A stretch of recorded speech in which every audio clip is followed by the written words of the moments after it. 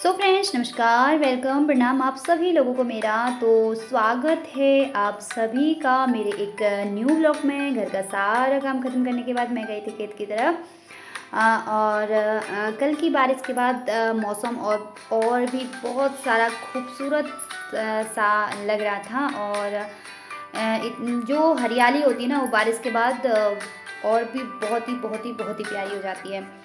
तो ये सामने का जो नज़ारा आपको दिख रहा है, देखिए कितना प्यारा लग रहा है मुझे ना। ये जो पहाड़ियाँ जो हमारी यहाँ गौलापार से बहुत नज़दीक दिखती हैं, वैसे बहुत दूर है लेकिन बहुत नज़दीक दिखती है ना, इतना सा अपनापन लगता है बहुत ही ज़्यादा कि हम गांव के नज़दीक हैं। तो मैं घास काट रही थी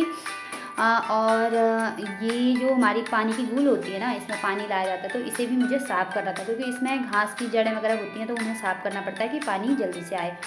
तो नन्हे से मेहमान मेरे साथ आए थे कीड़े खाने के लिए। तो ये है इस तरीके से हम लोग ये गूल साफ़ करते हैं। कभी कभी मुझे समझ नहीं आता है ना कि गौलापार वालों की जब भगवान किस्मत लिख रहा होगा ना, यूँ घसीटते मारे भाई, यूँ घसीटते मारे कि कुछ समझ ही नहीं आता। एक काम ख़त्म नहीं होता है कि 2-3 काम और शुरू हो जाते हैं। 2-3 कामों को ख़त्म करो तो 3-4 काम और ऊपर से आ जाते हैं। तो बस इसी तरीके से गौलापार वालों की लाइफ निकल जाती है। ये करना है, वो करना है, वो करना है, वो करना है, बस।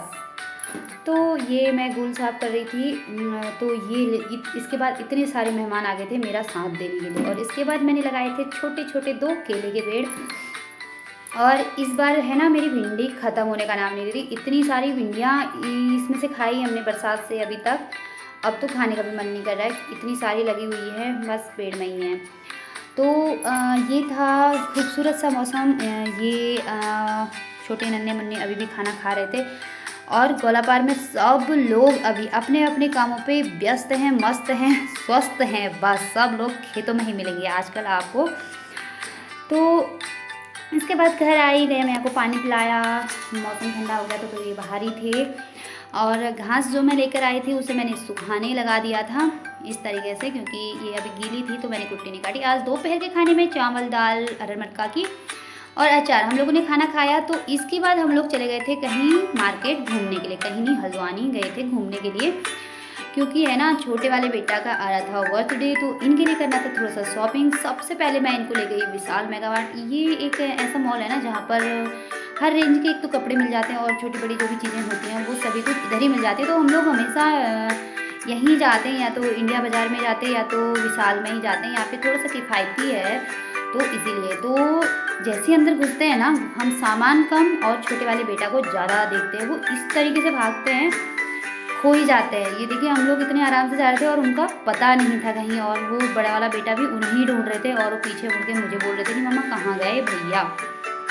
तो उन्हें ढूंढते हुए हमें पता था कि वो कहाँ गए होंगे। वो सीधे जाते हैं स्टेशनरी के पास अपनी।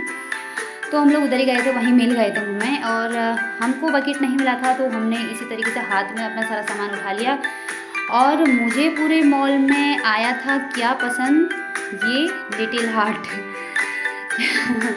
बस इतना सा मुझे यहाँ पसंद आया था। और इसके बाद मैंने इनको कर दिया था बिलिंग के लिए लाइन पे खड़ा। ज़्यादा भीड़ आज नहीं थी यहाँ पर, मतलब थी, क्योंकि बिलिंग काउंटर बहुत सारे अब विशाल में बन गए हैं, तो मतलब ज़्यादा बिलिंग के लिए टाइम नहीं लगता है। तो ये सर हमारा सामान चेक कर रहे थे, उसके बाद हमने भरा बैग में और हम आ गए थे सीधे बाहर। और इसके बाद है ना, बाबू को लेने थे शूज़, तो हमने शू की दुकान में गए थे, वहाँ से शू लिए। फिर इसके बाद मैंने लेनी थी जीन्स लिया और हम आ गए घर। और आज के ब्लॉग में बस इतना ही था। तो आप लोग प्लीज़ चैनल को सब्सक्राइब कर लीजिएगा, लाइक कीजिएगा, शेयर कीजिएगा दोस्तों के साथ। फिर मिलेंगे, तब तक के लिए bye bye, love you all.